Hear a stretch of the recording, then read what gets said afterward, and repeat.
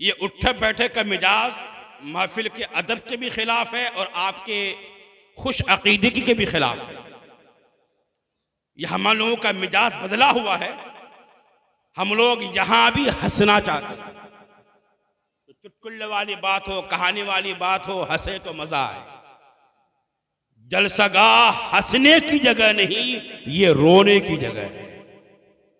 हम तो बाहर हंसते ही रहते हैं हर रात। यहां भी हंसना चाहें फिर खुदा के खौफ से रोएंगे कब?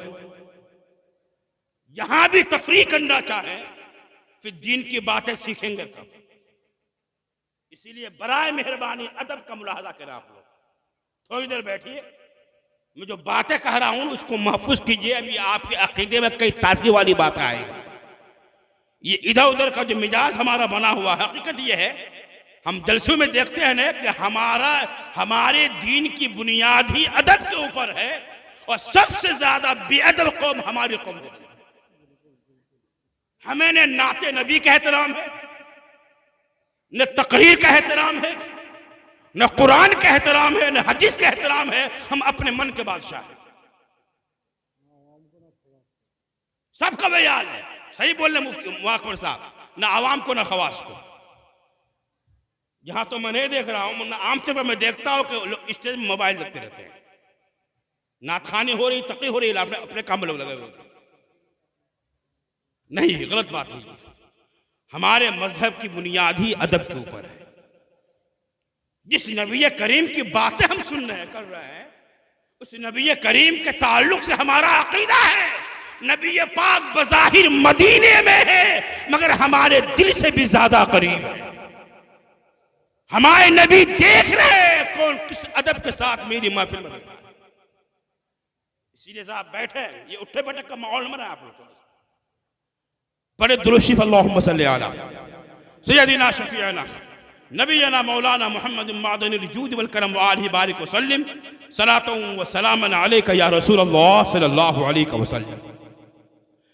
नबी पाक का हयात ज़ाहिरी का ज़माना है। एक यहूदी से हमारे नबी करीम ने एक लेन देन किया था। या तो घोड़े का मामला था या ऊंट का मामला था, दोनों रवायत आती। कीमत देना बाकी थी,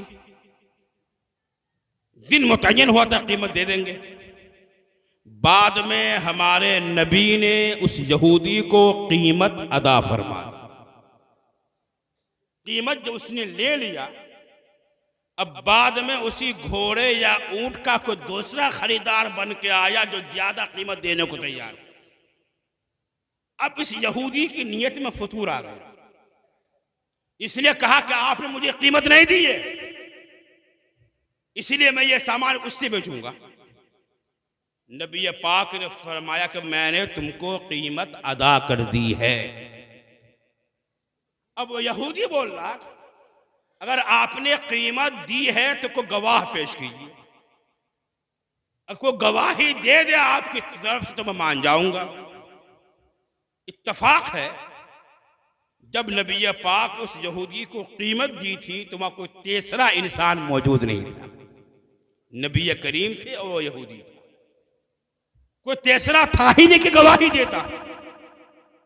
जो ही यहूदी ने कहा अगर कीमत दी है तो गवाह पेश कीजिए, मैं मान जाऊंगा। फौरन एक सहाबी खड़े हुए हजरत खुज़ैमा और कहा, या रसूल अल्लाह, मैं गवाही देता हूं कि आपने इस यहूदी को कीमत अदा फरमा दी। बोले तो सुभान अल्लाह वाला। स्टेज बेदार होता है ना तो अवाम भी बेदार रहती है, थोड़ा सा ताजगी पैदा हो। मैं गवाही देता हूं कि इस यहूदी को आपने कीमत अदा फरमा दी। यहूदी खामोश हो गया, चला गया। बाद में नबी करीम ने पूछा, खुज़ैमा, जब मैंने यहूदी को कीमत दी थी तुम वहां मौजूद नहीं थे, फिर तुमने बिन देखे कैसे गवाही दे दी? तो खुज़ैमा ने जो जवाब दिया था वो सुनने के लायक है। जब ईमान सही हो तो फिक्र क्या होती है वो पैगाम भी लेने के लायक है। खुज़ैमा बोल पड़े, या रसूल अल्लाह, आपने फरमाया अल्लाह है, हमने बिन देखे मान लिया। आपने कहा जन्नत है, हमने बिन देखे मान लिया। आपने कहा जहन्नम है, हमने बिन देखे यकीन कर लिया। आपने कहा क़यामत आएगी, हमने बिन देखे यकीन कर लिया। इतनी बड़ी बड़ी चीजें आपने बताई, हमने बिन देखे यकीन कर लिया कि आप सच्चे हैं। ये तो घोड़े की कीमत का मामला मामूली सा मामला है। मेरे ईमान ने कहा आप सच्चे हैं तो आप झूठ बोल ही नहीं सकते। आपने फरमाया कीमत मैंने दी है तो आपने दे दिया होगा, इसीलिए मैंने बिन देखे गवाही दे दी कि आप सच्चे हैं।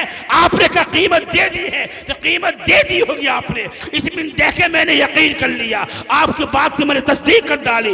इतना कहना था खुज़ैमा का कि नबी ये पाक बोल पड़े, सुनो खुज़ैमा, आज से तुम्हारी एक गवाही दो गवाही के बराबर है। सुभान अल्लाह, सुभान अल्लाह। नाराए तकबीर, नाराए तकबीर, नाराए रिसालत, जलसाए दस्तारबंदी। अब मैं सोचने लगा कि रसूल पाक चाहते तो कोई दूसरा इनाम दे देते। मुस्तफ़ा जान रहमत ये भी फरमा सकते थे, खुज़ैमा तुमने अल्लाह उसके रसूल को राज़ी कर दिया। नबी पाक ये भी कह सकते थे, खुज़ैमा तुम्हारे ऊपर जन्नत वाजिब हो गई। नबी पाक ये भी कह सकते थे, खुज़ैमा तुमसे अल्लाह रसूल राज़ी हो गए। नबी पाक ने यही क्यों कहा कि तुम्हारी एक गवाही दो गवाही के बराबर? ये बात क्यों कही नबी पाक ने? तो फिर जब तहक़ीक़ी मुताला कीजिएगा, ईमान की निगाह से देखिएगा, तब ये बात समझ में आएगी कि नबी पाक की निगाहे गैब देख रही थी। एक वक्त ऐसा आएगा कुरान पाक के जमा करने का मामला होगा, दो गवाहों की शर्त रखी जाएगी। ये दो आयतें सिर्फ खुज़ैमा के पास होंगी, किसी दूसरे के पास ना होंगी। तो दो गवाहों की शर्त की वजह से कहीं ऐसा ना हो ये दो आयतें कुरान में शामिल होने से बाहर रह जाए, इसलिए नबी पाक ने पहले ही इरशाद फरमा दिया कि खुज़ैमा की एक गवाही दो गवाही के बराबर है।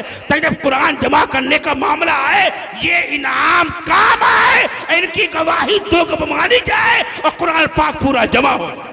नारे तकबीर, नारे रिसालत, जलसे दस्तारबंदी, जामिया कादरिया मजहरुल उलूम, नारे तकबीर, नारे रिसालत। अब एक बात आपके मैं जहन में बैठाना चाहता हूं।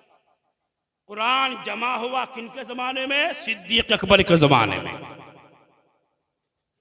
सिद्दीक अकबर खलीफा हैं सहाबा किराम के वक्त में, इनके जमाने में कुरान जमा।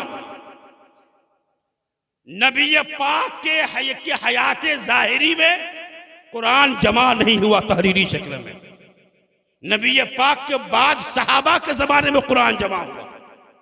आजकल कुछ लोग हैं हमारे बीच जो ये कहते हैं कि नबी पाक ने किया है वो दिखाओ तो हम मानेंगे। अगर सरकार के जमाने में नहीं हुआ तो हम भी नहीं करेंगे। कुछ लोग ये इस तरह की बातें करते हैं कि बताओ क्या सहाबा ने या नबी पाक ने इस अंदाज से अपना मिलाद बनाया तो तुम मनाते हो। मैं उनसे पैगाम देना चाहता हूं कि सहाबाए किराम के जमाने में कुरान के जमा करने का मामला हुआ तो सहाबा ने वो काम किया जो काम नबी पाक के जमाने में नहीं हुआ था। नबी पाक के जमाने में कुरान के जमा करने का मामला नहीं हुआ, कुरान अलग अलग रहा। सहाबा के जमाने में कुरान जमा हुआ। सहाबा ने जब देखा कि कुरान की हिफाजत के लिए अब कुरान को जमा करना जरूरी है, तब ये नहीं सोचा कि सरकार के जमाने में हुआ कि नहीं हुआ, सरकार ने इस काम को किया है कि नहीं किया है, अब जरूरत है तो जमा किया जाएगा। तो यहीं से पैगाम मिला, जिस काम का ताल्लुक दीन की हिफाजत से हो, दीन की अजमत से हो, नबी की ताजीम से हो, इस्लाम की अजमत से हो, कुरान की हिफाजत से हो, वो अगर सरकार के जमाने में गर्जे न हुआ हो, अब इसकी जरूरत है, उस काम को किया जाएगा। ये सोचकर कि सरकार के जमाने में नहीं हुआ, उस काम को छोड़ा नहीं जाएगा। सहाबा ने काम करके बता दिया, कर जायज काम जो सरकार के बाद भी हो उसका ताल्लुक दीन की अजमत से हो, उसे करने के लिए जरूरत देखी जाएगी, सरकार का जमाना देखा नहीं जाए। एक पैगाम मिला यहां से। और आइए सुभान अल्लाह, और ज़हन करीब कीजिए, इस कुरान के जमा में कितने पैगामात हमको मिलते हैं। कुरान नाजिल हुआ था कुरैश की जबान। किसकी जबान में? कुरैश की जबान में। मगर आसानी के लिए 7 कबीलों की जबान में कुरान की तिलावत की इजाजत थी। 7 कबीले वाले अपने अपने कबीले की जबान में कुरान की तिलावत करें। बनु तई, बनु सकीफ, बनु हवासिन, बनु तमीम, ये सब अपने अपने कबीले की जबान में कुरान की तिलावत करें। सैयदना उस्मान गनी का दौर आया, तीसरे खलीफा। नबी पाक के जमाने में जो शीर खार था, दूध पीता बच्चा था, उस्मान गनी का जमान वो जवान हो गया। नबी पाक के ज़ाहिरी अहद से वो दूर भी हुआ, इस्लाम बहुत दूर तक फैला। एक शख्स ने अपने कबीले की जबान में कुरान की तिलावत की। दूसरे शख्स से पूछा, बता मैंने कुरान सही पढ़ा कि गलत? वो दूसरे कबीले का इंसान था, उसको सिर्फ अपने कबीले के जबान में कुरान याद था। उसने कहा तुमने कुरान गलत पढ़ा, कुरान ऐसे नहीं ऐसे। दोनों में झगड़ा हो कि मेरा कुरान सही, मेरा कुरान सही। गए तीसरे के पास, हम दोनों कुरान पढ़ते, बस किसका कुरान सही? दोनों ने वहां कुरान पढ़ा। तीसरे ने कहा तुम दोनों ने गलत पढ़ा, कुरान ऐसे नहीं ऐसे है। उसने अपने कबीले की ज़बान में तिलावत की। तीनों पहुंचे चौथे के पास, बताओ हमारा कुरान में से, हम में से किसका कुरान सही? तीनों ने पढ़ा।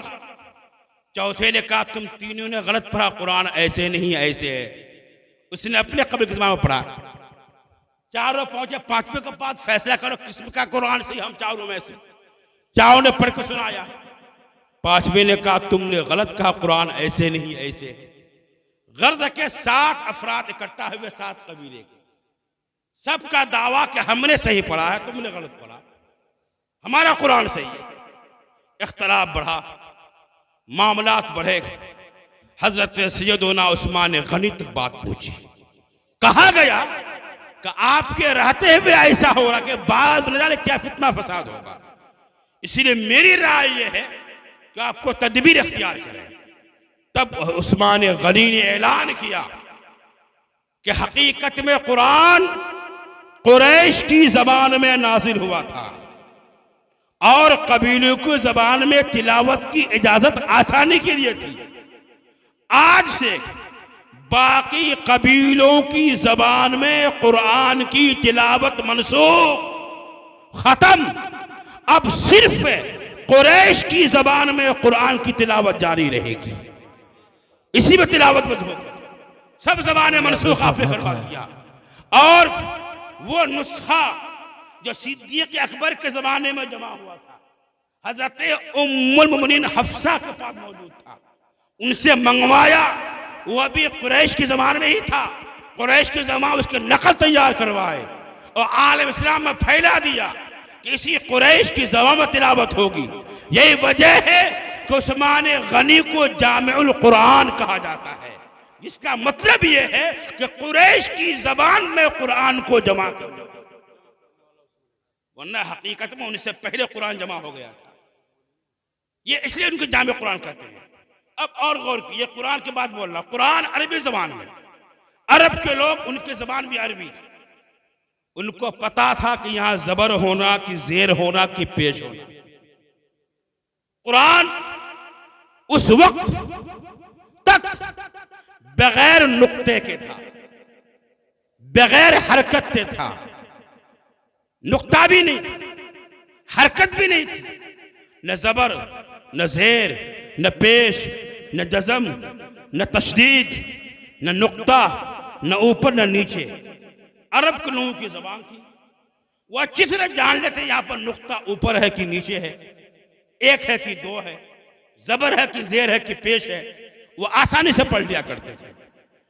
लेकिन जब अजम में फैला इस्लाम और अजम के लोगों को पढ़ने में परेशानी आई, तब हाकिम इराक हज्जाज बिन यूसुफ सकफी ने हजरत सैयदना मौलाए कायनात अली मुर्तजा रदियल्लाहु अन्हु के शागिर्द रशीद अबू अस्वद दुएली से, ये अबू अस्वद दुएली हजरत अली के शागिर्द हैं और ताबेई हैं, उनसे कहा कि तुम कुरान में नुक्ते लगाओ, कुरान में जबर जेर पेश लगाओ।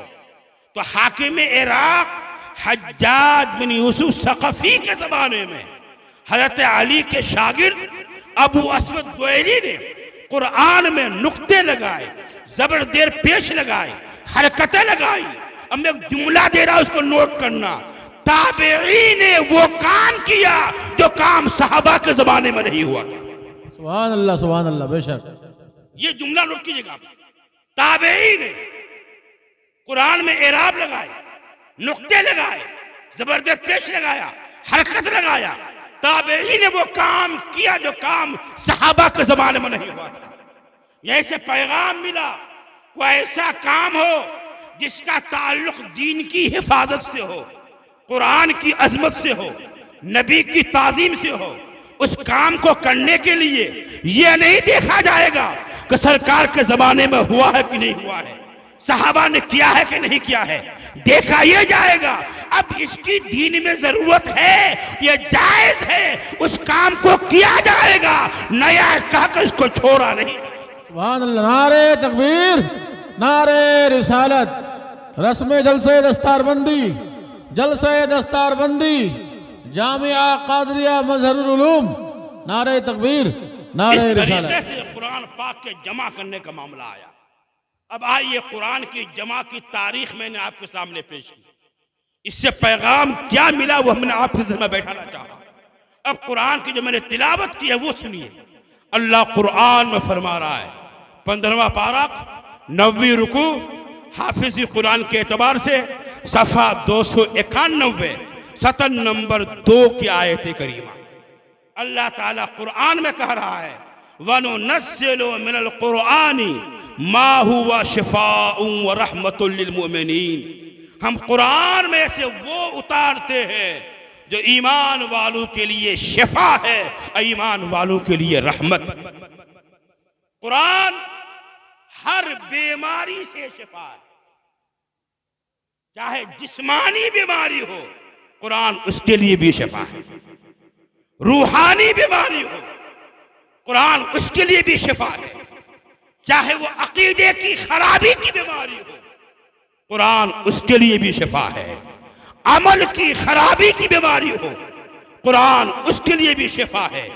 आज सारी आफतें, सारी नहुसतें, ये सारी बदअकीदगी, ये बदअमली इस बुनियाद पर है कि आज हम लोगों ने कुरान से अपना रिश्ता तोड़ लिया। कुरान ताक में है, कभी खोलकर पढ़ने की हमको तौफीक नहीं होती। आज हमारा बच्चा इंग्लिश में गुफ्तगू करे, माँ बाप खुश, दूसरी जबानों में माहिरों सब खुश। जिस जबान में हमारा दीन है, जो जबान हमारे नबी की जबान है, जो जबान हमारे इस्लाम की जबान है, जिस जबान में हमारा कुरान है, जिस जबान में हदीस है, जिस जबान में हमारे दीन की बातें हैं, वो जबान हमको बोलना क्या पढ़ना भी नहीं।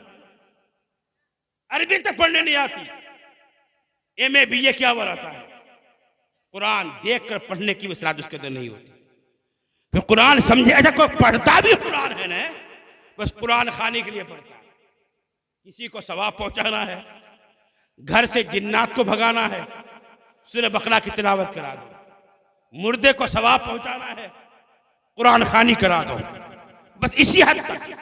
याद रखना, कुरान असल में हमारी हिदायत के लिए है।